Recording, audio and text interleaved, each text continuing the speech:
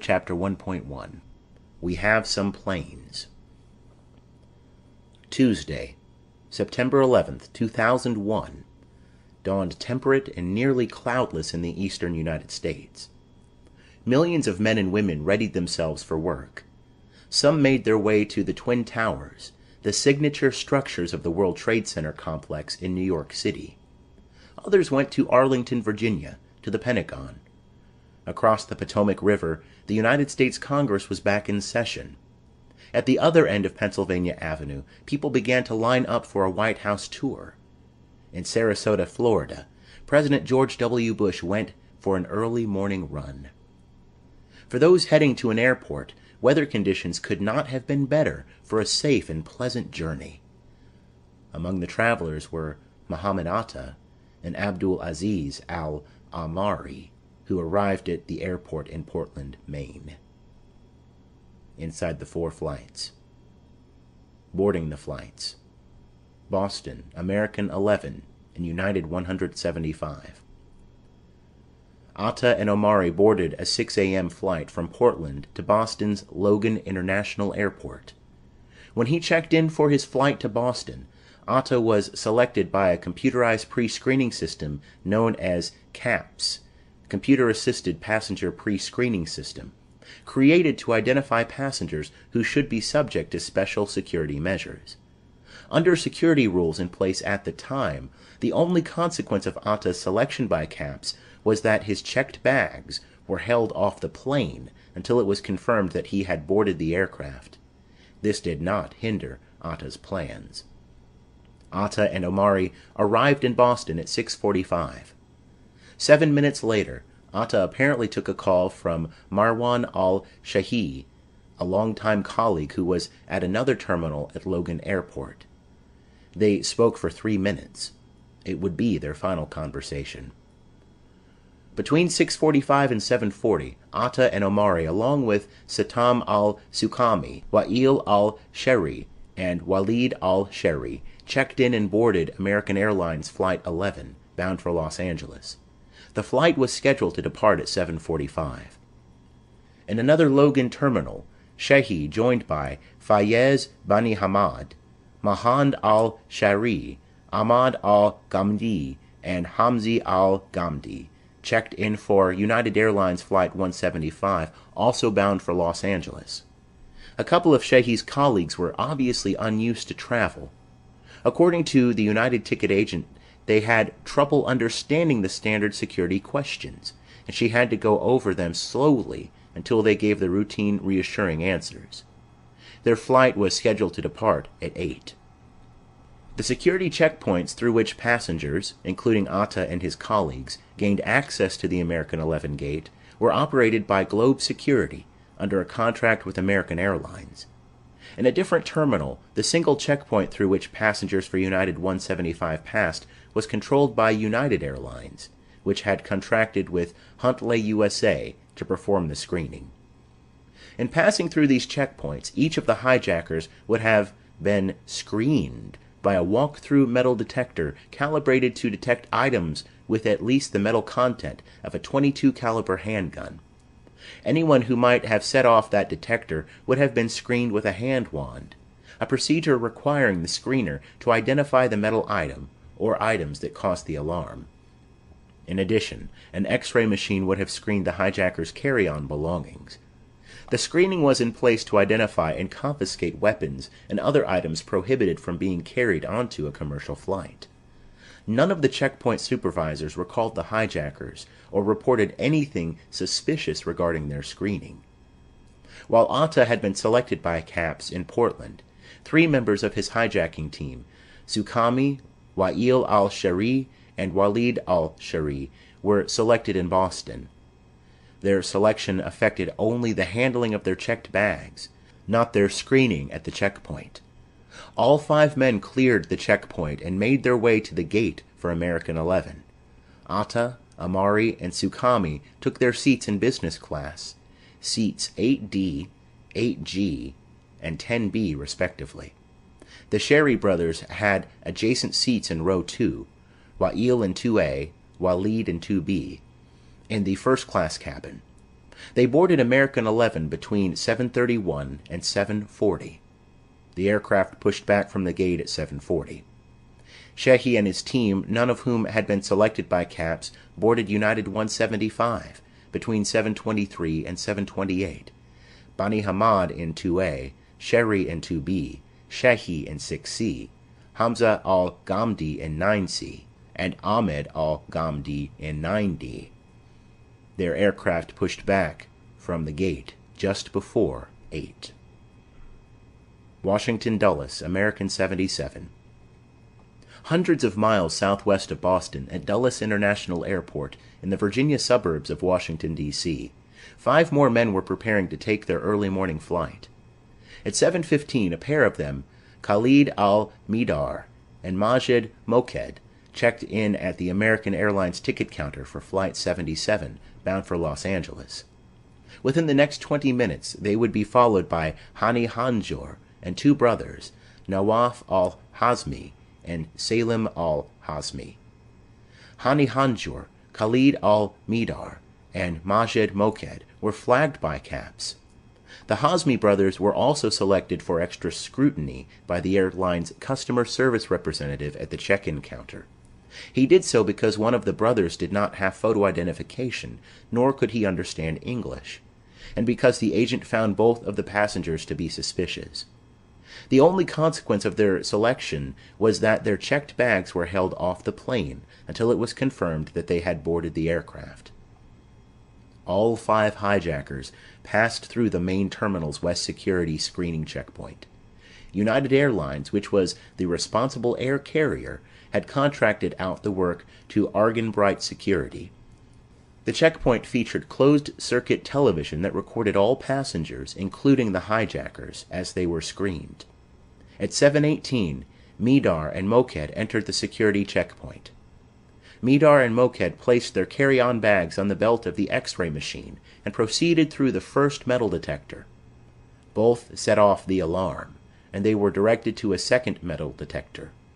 Midar did not trigger the alarm and was permitted through the checkpoint.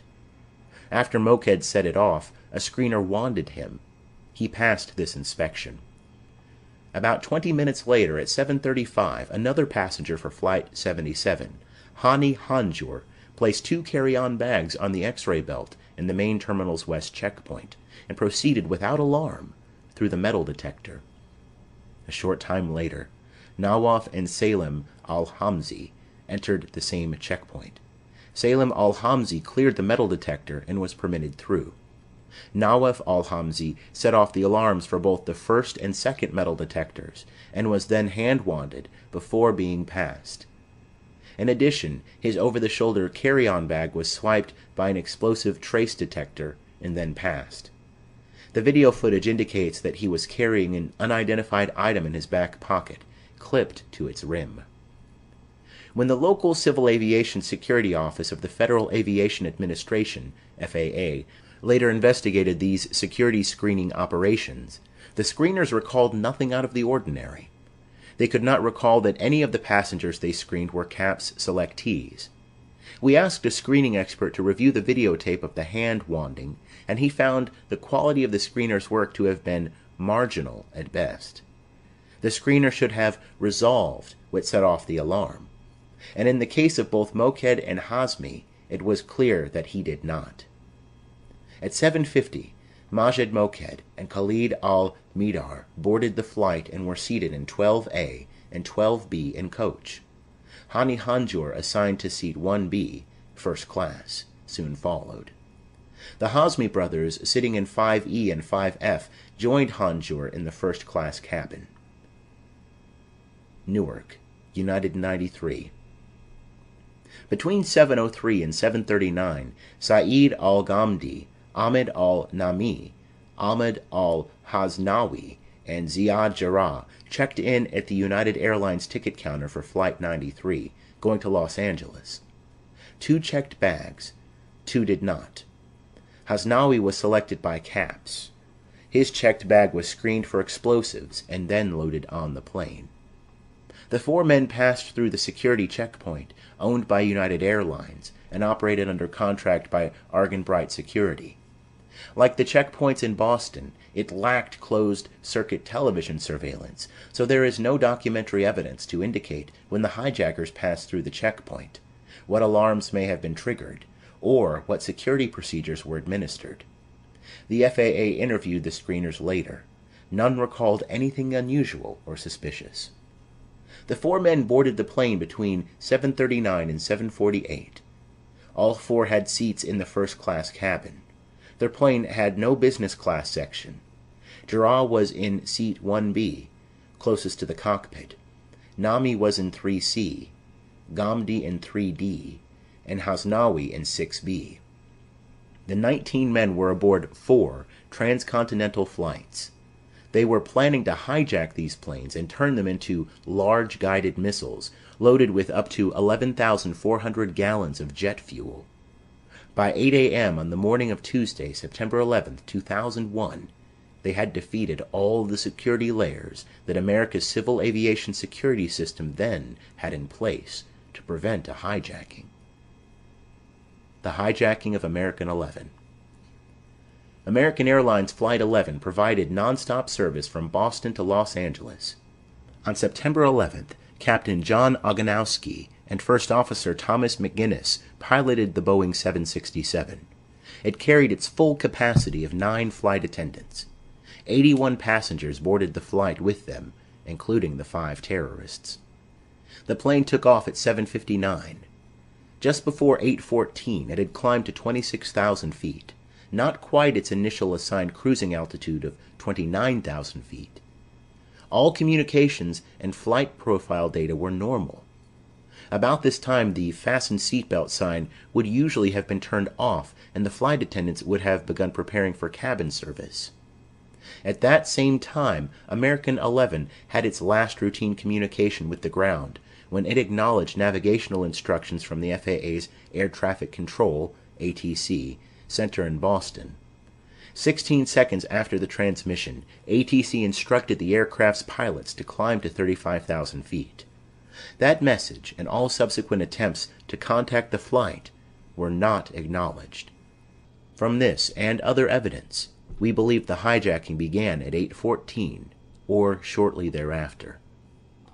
Reports from 2 flight attendants in the coach cabin, Betty Ong and Madeline Amy Sweeney, tell us most of what we know about how the hijacking happened. As it began, some of the hijackers, most likely Wael al-Shari and Walid al-Shari, who were seated in row 2 in first class, stabbed the 2 unarmed flight attendants, who would have been preparing for cabin service. We do not know exactly how the hijackers gained access to the cockpit. FAA rules required that the doors remain closed and locked during flight. Ong speculated that they had jammed their way in. Perhaps the terrorists stabbed the flight attendants to get a cockpit key to force one of them to open the cockpit door, or to lure the captain or first officer out of the cockpit. Or the flight attendants may just have been in their way. At the same time or shortly thereafter, Atta, the only terrorist on board trained to fly a jet, would have moved to the cockpit from his business class seat, possibly accompanied by Amari.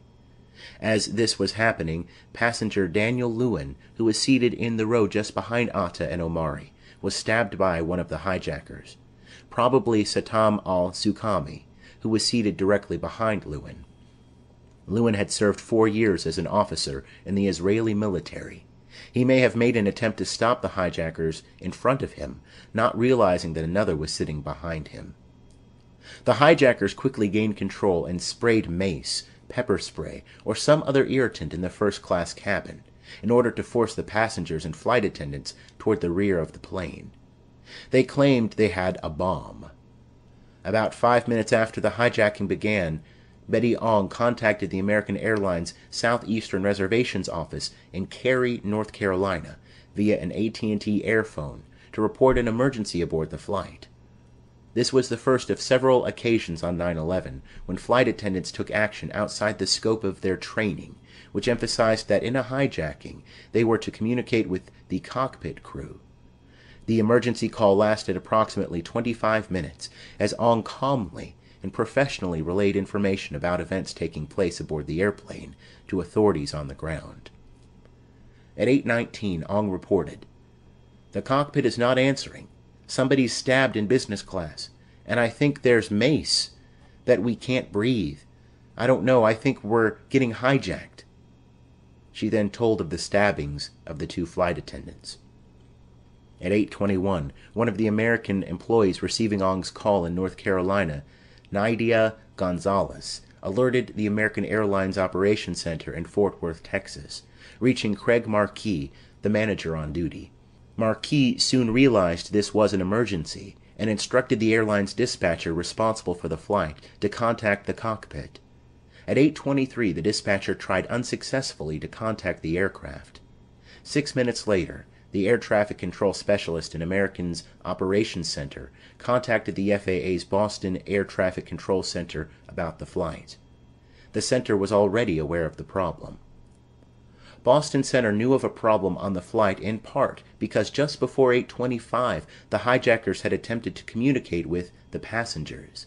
The microphone was keyed, and immediately one of the hijackers said, "Nobody move. Everything will be okay. If you try to make any moves, you'll endanger yourself and the airplane. Just stay quiet." Air traffic controllers heard the transmission. Ong did not. The hijackers probably did not know how to operate the cockpit radio communication system correctly, and thus inadvertently broadcast their message over the air traffic control channel instead of the cabin public address channel. Also at 8:25 and again at 8:29, Amy Sweeney got through to the American Flight Services office in Boston, but was cut off after she reported someone was hurt aboard the flight. 3 minutes later, Sweeney was reconnected to the office and began relaying updates to the manager, Michael Woodward. At 8:26, Ong reported that the plane was flying erratically. A minute later, Flight 11 turned south. American also began getting identifications of the hijackers, as Ong and then Sweeney passed on some of the seat numbers of those who had gained unauthorized access to the cockpit. Sweeney calmly reported on her line that the plane had been hijacked. A man in first class had his throat slashed. 2 flight attendants had been stabbed. One was seriously hurt and was on oxygen, while the other's wounds seemed minor. A doctor had been requested. The flight attendants were unable to contact the cockpit, and there was a bomb in the cockpit. Sweeney told Woodward that she and Ong were trying to relay as much information as they could to people on the ground. At 8:38, Ong told Gonzalez that the plane was flying erratically again. Around this time, Sweeney told Woodward that the hijackers were Middle Easterners, naming 3 of their seat numbers. One spoke very little English, and one spoke excellent English. The hijackers had gained entry to the cockpit, and she did not know how. The aircraft was in rapid descent. At 8:41, Sweeney told Woodward that passengers and coach were under the impression that there was a routine medical emergency in first class. Other flight attendants were busy at duties such as getting medical supplies, while Ong and Sweeney were reporting the events. At 8:41, in American's Operations Center, a colleague told Marquis that the air traffic controllers declared Flight 11 a hijacking and thinks he's American 11 headed toward Kennedy Airport in New York City. They're moving everybody out of the way. They seem to have him on a primary radar. They seem to think that he is descending. At 8:44, Gonzalez reported losing phone contact with Ong. About this same time, Sweeney reported to Woodward, "Something is wrong. We are in a rapid descent. We are all over the place." Woodward asked Sweeney to look out the window to see if she could determine where they were. Sweeney responded, "We are flying low. We are flying very, very low. We are flying way too low." Seconds later, she said, "Oh my God, we are way too low." The phone call ended. At 8:46, 40 seconds, American 11 crashed into the North Tower of the World Trade Center in New York City. All on board, along with an unknown number of people in the tower, were killed instantly. The hijacking of United 175. United Airlines Flight 175 was scheduled to depart for Los Angeles at 8. Captain Victor Saraceni and First Officer Michael Horrocks piloted the Boeing 767, which had 7 flight attendants. 56 passengers boarded the flight. United 175 pushed back from its gate at 7:58 and departed Logan Airport at 8:14. By 8:33 it had reached its assigned cruising altitude of 31,000 feet. The flight attendants would have begun their cabin service. The flight had taken off just as American 11 was being hijacked, and at 8:42 the United 175 flight crew completed their report on a suspicious transmission overheard from another plane, which turned out to have been Flight 11, just after takeoff. This was United 175's last communication with the ground. The hijackers attacked sometime between 8:42 and 8:46. They used knives, as reported by 2 passengers and a flight attendant, mace, reported by 1 passenger, and the threat of a bomb, reported by the same passenger. They stabbed members of the flight crew, reported by a flight attendant and 1 passenger. Both pilots had been killed, reported by 1 flight attendant. The eyewitness accounts came from calls made from the rear of the plane, from passengers originally seated further forward in the cabin, a sign that passengers and perhaps crew had been moved to the back of the aircraft. Given similarities to American 11 in hijacker seating and in eyewitness reports of tactics and weapons, as well as the contact between the presumed team leaders, Atta and Shehi, we believe the tactics were similar on both flights. The first operational evidence that something was abnormal on United 175 came at 8:47, when the aircraft changed beacon codes twice within a minute. At 8:51, the flight deviated from its assigned altitude, and a minute later New York air traffic controllers began repeatedly and unsuccessfully trying to contact it. At 8:52 in Easton, Connecticut, a man named Lee Hansen received a phone call from his son, Peter, a passenger on United 175. His son told him, "I think they've taken over the cockpit. An attendant has been stabbed, and someone else up front may have been killed. The plane is making strange moves. Call United Airlines. Tell them it's Flight 175, Boston to L.A." Lee Hansen then called the Easton Police Department and relayed what he had heard. Also at 8:52, a male flight attendant called the United office in San Francisco, reaching Mark Policastro. The flight attendant reported that the flight had been hijacked, both pilots had been killed, a flight attendant had been stabbed, and the hijackers were probably flying the plane. The call lasted about 2 minutes, after which Policastro and a colleague tried unsuccessfully to contact the flight. At 8:58, the flight took a heading toward New York City. At 8:59, Flight 175 passenger Brian David Sweeney tried to call his wife Julie. He left a message on their home answering machine that the plane had been hijacked. He then called his mother, Louise Sweeney, told her the flight had been hijacked, and added that the passengers were thinking about storming the cockpit to take control of the plane away from the hijackers. At 9, Lee Hansen received a second call from his son Peter. "It's getting bad, Dad. A stewardess was stabbed. They seem to have knives and mace. They said they have a bomb. It's getting very bad on the plane. Passengers are throwing up and getting sick. The plane is making jerky movements. I don't think the pilot is flying the plane. I think we're going down. I think they intend to go to Chicago or someplace and fly into a building. Don't worry, Dad. If it happens, it'll be very fast. My God. My God." The call ended abruptly. Lee Hansen had heard a woman scream just before it cut off. He turned on a television, and in her home so did Louise Sweeney. Both then saw the second aircraft hit the World Trade Center. At 9:03, 11 seconds, United Airlines Flight 175 struck the South Tower of the World Trade Center. All on board, along with an unknown number of people in the tower, were killed instantly. The hijacking of American 77. American Airlines Flight 77 was scheduled to depart from Washington Dulles for Los Angeles at 8:10.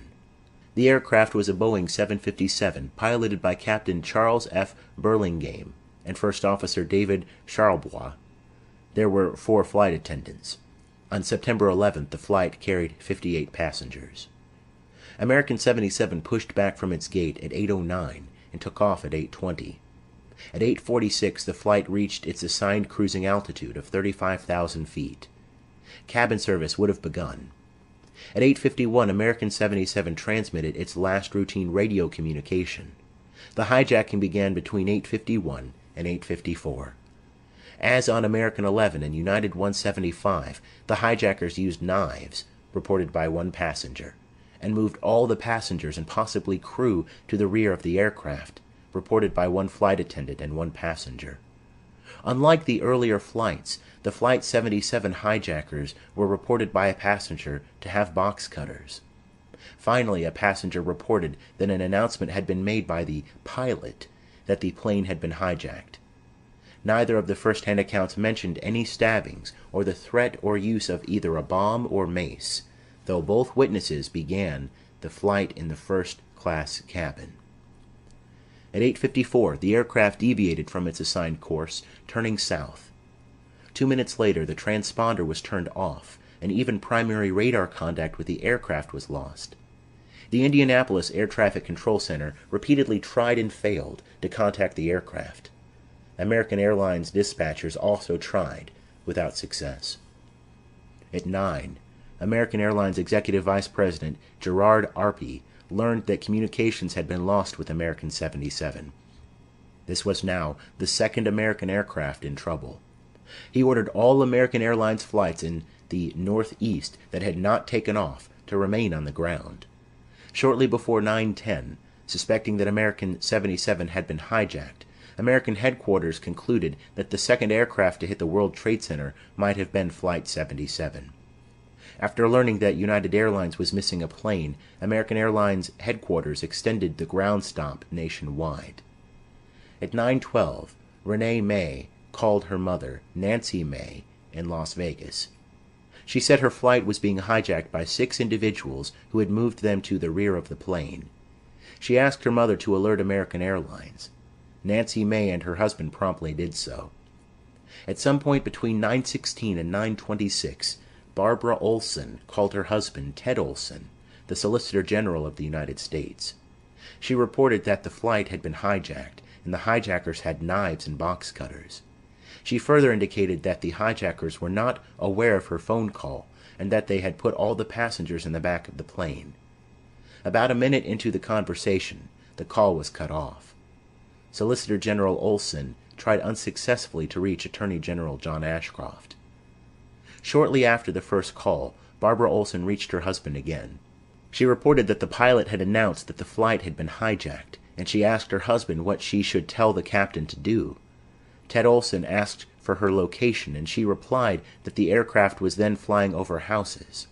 Another passenger told her they were traveling northeast. The Solicitor General then informed his wife of the 2 previous hijackings and crashes. She did not display signs of panic and did not indicate any awareness of an impending crash. At that point, the second call was cut off. At 9:29, the autopilot on American 77 was disengaged.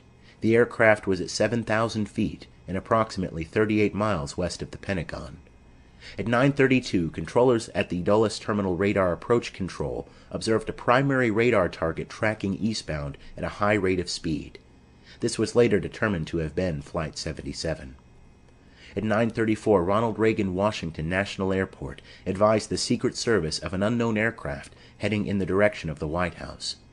American 77 was then 5 miles west-southwest of the Pentagon and began a 330-degree turn. At the end of the turn, it was descending through 2,200 feet, pointed toward the Pentagon in downtown Washington. The hijacker pilot then advanced the throttles to maximum power and dove toward the Pentagon. At 9:37, 46 seconds, American Airlines Flight 77 crashed into the Pentagon, traveling at approximately 530 miles per hour. All on board, as well as many civilian and military personnel in the building, were killed. The battle for United 93. At 8:42, United Airlines Flight 93 took off from Newark, New Jersey, Liberty International Airport, bound for San Francisco. The aircraft was piloted by Captain Jason Dahl and First Officer Leroy Homer, and there were 5 flight attendants. 37 passengers, including the hijackers, boarded the plane. Scheduled to depart the gate at 8, The Boeing 757's takeoff was delayed because of the airport's typically heavy morning traffic. The hijackers had planned to take flights scheduled to depart at 7:45, American 11, 8 o'clock, United 175 and United 93, and 8:10, American 77. 3 of the flights had actually taken off within 10 to 15 minutes of their planned departure times. United 93 would ordinarily have taken off about 15 minutes after pulling away from the gate. When it left the ground at 8:42, the flight was running more than 25 minutes late. As United 93 left Newark, the flight's crew members were unaware of the hijacking of American 11. Around 9, the FAA, American, and United were facing the staggering realization of apparent multiple hijackings. At 9:03, they would see another aircraft strike the World Trade Center. Crisis managers at the FAA and the airlines did not yet act to warn other aircraft. At the same time, Boston Center realized that a message transmitted just before 8:25 by the hijacker pilot of American 11 included the phrase, "We have some planes." No one at the FAA or the airlines that day had ever dealt with multiple hijackings.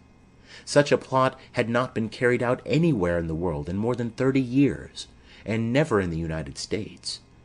As news of the hijackings filtered through the FAA and the airlines, it does not seem to have occurred to their leadership that they needed to alert other aircraft in the air that they too might be at risk. United 175 was hijacked between 8:42 and 8:46, and awareness of that hijacking began to spread after 8:51. American 77 was hijacked between 8:51 and 8:54. By 9, FAA and airline officials began to comprehend that attackers were going after multiple aircraft. American Airlines' nationwide ground stop between 9:05 and 9:10 was followed by a United Airlines ground stop. FAA controllers at Boston Center, which had tracked the first 2 hijackings, requested at 9:07 that Herndon Command Center get messages to airborne aircraft to increase security for the cockpit. There is no evidence that Herndon took such action. Boston Center immediately began speculating about other aircraft that might be in danger, leading them to worry about a transcontinental flight, Delta 1989, that in fact was not hijacked. At 9:19, the FAA's New England regional office called Herndon and asked that Cleveland Center advise Delta 1989 to use extra cockpit security. Several FAA air traffic control officials told us it was the air carrier's responsibility to notify their planes of security problems. One senior FAA air traffic control manager said that it was simply not the FAA's place to order the airlines what to tell their pilots. We believe such statements do not reflect an adequate appreciation of the FAA's responsibility for the safety and security of civil aviation. The airlines bore responsibility, too. They were facing an escalating number of conflicting and, for the most part, erroneous reports about other flights, as well as a continuing lack of vital information from the FAA about the hijacked flights. We found no evidence, however, that American Airlines sent any cockpit warnings to its aircraft on 9/11. United's first decisive action to notify its airborne aircraft to take defensive action did not come until 9:19, when a United flight dispatcher, Ed Ballinger, took the initiative to begin transmitting warnings to his 16 transcontinental flights. Beware any cockpit intrusion. 2 AC aircraft hit World Trade Center. One of the flights that received the warning was United 93. Because Ballinger was still responsible for his other flights, as well as Flight 175, his warning message was not transmitted to Flight 93 until 9:23. By all accounts, the first 46 minutes of Flight 93's cross-country trip proceeded routinely. Radio communications from the plane were normal. Heading, speed, and altitude ran according to plan. At 9:24, Ballinger's warning to United 93 was received in the cockpit. Within 2 minutes, at 9:26, the pilot, Jason Dahl, responded with a note of puzzlement. "Ed, confirm latest message, please. Jason." The hijackers attacked at 9:28. While traveling 35,000 feet above eastern Ohio, United 93 suddenly dropped 700 feet. 11 seconds into the descent, the FAA's Air Traffic Control Center in Cleveland received the first of 2 radio transmissions from the aircraft. During the first broadcast, the captain or first officer could be heard declaring, "Mayday!" amid the sounds of a physical struggle in the cockpit. The second radio transmission, 35 seconds later, indicated that the fight was continuing. The captain or first officer could be heard shouting, "Hey! Get out of here! Get out of here! Get out of here!" On the morning of 9/11, there were only 37 passengers on United 93, 33 in addition to the 4 hijackers. This was below the norm for Tuesday mornings during the summer of 2001, but there is no evidence that the hijackers manipulated passenger levels or purchased additional seats to facilitate their operation. The terrorists who hijacked 3 other commercial flights on 9/11 operated in 5-man teams. They initiated their cockpit takeover within 30 minutes of takeoff. On Flight 93, however, the takeover took place 46 minutes after takeoff, and there were only 4 hijackers. The operative likely intended to round out the team for this flight. Mohammed al-Qahtani had been refused entry by a suspicious immigration inspector at Florida's Orlando International Airport in August. Because several passengers on United 93 described 3 hijackers on the plane, not 4, some have wondered whether one of the hijackers had been able to use the cockpit jump seat from the outset of the flight. FAA rules allow use of this seat by documented and approved individuals, usually air carrier or FAA personnel. We have found no evidence indicating that one of the hijackers or anyone else sat there on this flight. All the hijackers had assigned seats in first class, and they seem to have used them.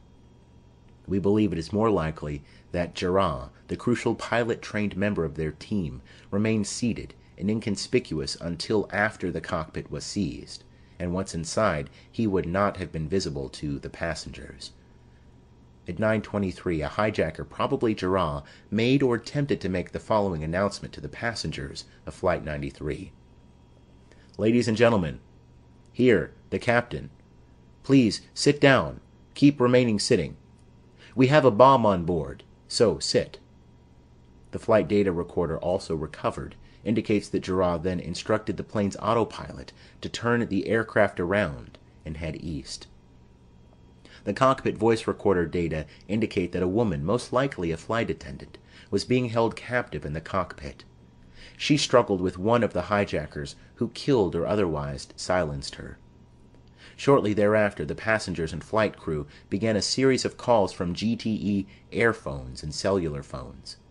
These calls between family, friends, and colleagues took place until the end of the flight and provided those on the ground with first-hand accounts. They enabled the passengers to gain critical information, including the news that 2 aircraft had slammed into the World Trade Center. At 9:39, the FAA's Cleveland Air Route Traffic Control Center overheard a second announcement indicating that there was a bomb on board, that the plane was returning to the airport, and that they should remain seated. While it apparently was not heard by the passengers, this announcement, like those on Flight 11 and Flight 77, was intended to deceive them.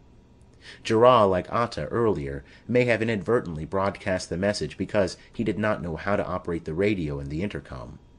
To our knowledge, none of them had ever flown an actual airliner before. At least 2 callers from the flight reported that the hijackers knew that passengers were making calls, but did not seem to care. It is quite possible Jarrah knew of the success of the assault on the World Trade Center. He could have learned of this from messages being sent by United Airlines to the cockpits of its transcontinental flights, including Flight 93, warning of cockpit intrusion and telling of the New York attacks. But even without them, he would certainly have understood that the attacks on the World Trade Center would already have unfolded, given Flight 93's tardy departure from Newark. If Jarrah did know that the passengers were making calls, it might not have occurred to him that they were certain to learn what had happened in New York, thereby defeating his attempts at deception. At least 10 passengers and 2 crew members shared vital information with family, friends, colleagues, or others on the ground. All understood the plane had been hijacked. They said the hijackers wielded knives and claimed to have a bomb. The hijackers were wearing red bandanas, and they forced the passengers to the back of the aircraft. Callers reported that a passenger had been stabbed and that 2 people were lying on the floor of the cabin, injured or dead, possibly the captain and first officer. One caller reported that a flight attendant had been killed. One of the callers from United 93 also reported that he thought the hijackers might possess a gun, but none of the other callers reported the presence of a firearm. One recipient of a call from the aircraft recounted specifically asking her caller whether the hijackers had guns. The passenger replied that he did not see one. No evidence of firearms or of their identifiable remains was found at the aircraft's crash site, and the cockpit voice recorder gives no identification of a gun being fired or mentioned at any time. We believe that if the hijackers had possessed a gun, they would have used it in the flight's last minutes as the passengers fought back. Passengers on 3 flights reported the hijackers' claim of having a bomb. The FBI told us they found no trace of explosives at the crash sites. One of the passengers who mentioned a bomb expressed his belief that it was not real. Lacking any evidence that the hijackers attempted to smuggle such illegal items past the security screening checkpoints, we believe the bombs were probably fake. During at least 5 of the passengers' phone calls, information was shared about the attacks that had occurred earlier that morning at the World Trade Center. 5 calls described the intent of passengers and surviving crew members to revolt against the hijackers. According to one call, they voted on whether to rush the terrorists in an attempt to retake the plane. They decided and acted. At 9:57, the passenger assault began. Several passengers had terminated phone calls with loved ones in order to join the revolt. One of the callers ended her message as follows: "Everyone's running up to first class. I've got to go. Bye." The cockpit voice recorder captured the sounds of the passenger assault, muffled by the intervening cockpit door. Some family members who listened to the recording report that they can hear the voice of a loved one among the din. We cannot identify whose voices can be heard, but the assault was sustained. In response, Jarrah immediately began to roll the airplane to the left and right, attempting to knock the passengers off balance. At 9:58 and 57 seconds, Jarrah told another hijacker in the cockpit to block the door. Jarrah continued to roll the airplane sharply left and right, but the assault continued. At 9:59 and 52 seconds, Jarrah changed tactics and pitched the nose of the airplane up and down to disrupt the assault. The recorder captured the sounds of loud thumps, crashes, shouts, and breaking glasses and plates. At 10 and 3 seconds, Jarrah stabilized the airplane. 5 seconds later, Jarrah asked, "Is that it? Shall we finish it off?" A hijacker responded, "No, not yet. When they all come, we finish it off." The sounds of fighting continued outside the cockpit. Again, Jarrah pitched the nose of the aircraft up and down. At 10:26 seconds, a passenger in the background said, "In the cockpit! If we don't, we'll die!" 16 seconds later, a passenger yelled, "Roll it!" Jarrah stopped the violent maneuvers at about 10:01 minute, and said, "Allah is the greatest! Allah is the greatest!" He then asked another hijacker in the cockpit, "Is that it? I mean, shall we put it down?" To which the other replied, "Yes, put it in it, and pull it down." The passengers continued their assault, and at 10:02 and 23 seconds, a hijacker said, "Pull it down! Pull it down!" The hijackers remained at the controls, but must have judged that the passengers were only seconds from overcoming them. The airplane headed down. The control wheel was turned hard to the right. The airplane rolled onto its back, and one of the hijackers began shouting, "Allah is the greatest! Allah is the greatest!" With the sounds of the passenger counterattack continuing, the aircraft plowed into an empty field in Shanksville, Pennsylvania, at 580 miles per hour, about 20 minutes flying time from Washington, D.C. Jarrah's objective was to crash his airliner into symbols of the American Republic, the Capitol or the White House. He was defeated by the alerted, unarmed passengers of United 93. End of chapter 1.1. And confiscate weapons and other items prohibited from being carried onto a commercial flight. None of the checkpoint supervisors were called the hijackers or reported anything suspicious regarding their screening. While Atta had been selected by CAPS in Portland, 3 members of his hijacking team, Suqami, Wa'il al-Shari, and Walid al-Shari, were selected in Boston. Their selection affected only the handling of their checked bags, not their screening at the checkpoint. All 5 men cleared the checkpoint and made their way to the gate for American 11. Atta, Amari, and Suqami took their seats in business class, seats 8D, 8G, and 10B respectively. The Sherry brothers had adjacent seats in row 2, Wa'il in 2A, Walid in 2B, in the first-class cabin. They boarded American 11 between 7:31 and 7:40. The aircraft pushed back from the gate at 7:40. Shehi and his team, none of whom had been selected by CAPS, boarded United 175 between 7:23 and 7:28. Bani Hamad in 2A, Sherry in 2B, Shehi in 6C, Hamza al-Ghamdi in 9C, and Ahmed al-Ghamdi in 9D. Their aircraft pushed back from the gate just before 8. Washington Dulles, American 77. Hundreds of miles southwest of Boston, at Dulles International Airport in the Virginia suburbs of Washington, D.C., 5 more men were preparing to take their early morning flight.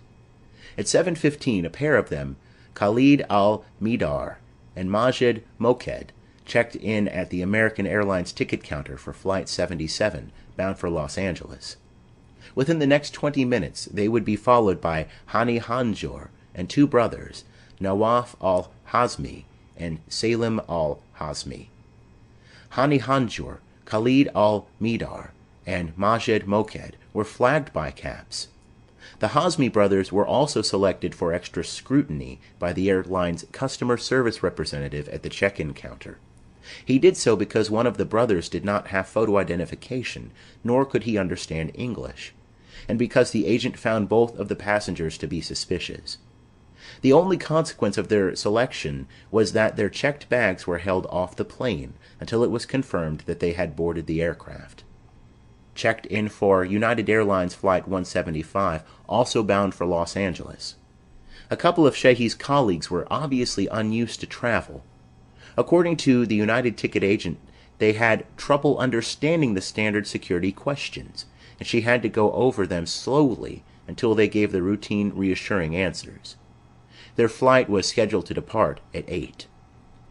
The security checkpoints through which passengers, including Atta and his colleagues, gained access to the American 11 gate were operated by Globe Security under a contract with American Airlines.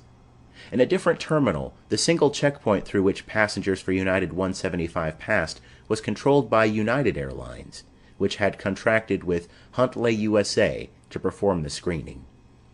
In passing through these checkpoints, each of the hijackers would have been screened by a walk-through metal detector calibrated to detect items with at least the metal content of a .22 caliber handgun. Anyone who might have set off that detector would have been screened with a hand wand, a procedure requiring the screener to identify the metal item or items that caused the alarm. In addition, an X-ray machine would have screened the hijackers' carry-on belongings. The screening was in place to identify. Chapter 1.1. We have some planes. Tuesday, September 11th, 2001, dawned temperate and nearly cloudless in the eastern United States. Millions of men and women readied themselves for work. Some made their way to the Twin Towers, the signature structures of the World Trade Center complex in New York City. Others went to Arlington, Virginia, to the Pentagon. Across the Potomac River, the United States Congress was back in session. At the other end of Pennsylvania Avenue, people began to line up for a White House tour. In Sarasota, Florida, President George W. Bush went for an early morning run. For those heading to an airport, weather conditions could not have been better for a safe and pleasant journey. Among the travelers were Muhammad Atta and Abdul Aziz al Amari, who arrived at the airport in Portland, Maine. Inside the 4 flights. Boarding the flights. Boston, American 11 and United 175. Atta and Omari boarded a 6 a.m. flight from Portland to Boston's Logan International Airport. When he checked in for his flight to Boston, Atta was selected by a computerized pre-screening system known as CAPS, Computer-Assisted Passenger Pre-Screening System, created to identify passengers who should be subject to special security measures. Under security rules in place at the time, the only consequence of Atta's selection by CAPS was that his checked bags were held off the plane until it was confirmed that he had boarded the aircraft. This did not hinder Atta's plans.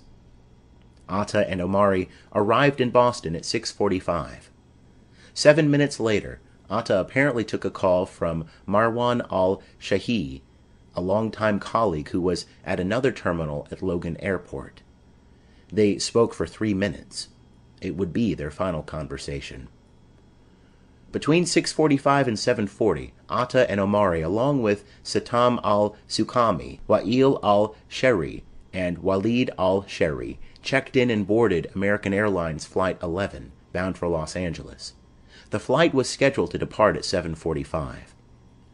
In another Logan terminal, Shehi, joined by Fayez Bani Hamad, Mahand al-Shari, Ahmad al-Ghamdi, and Hamzi al-Ghamdi,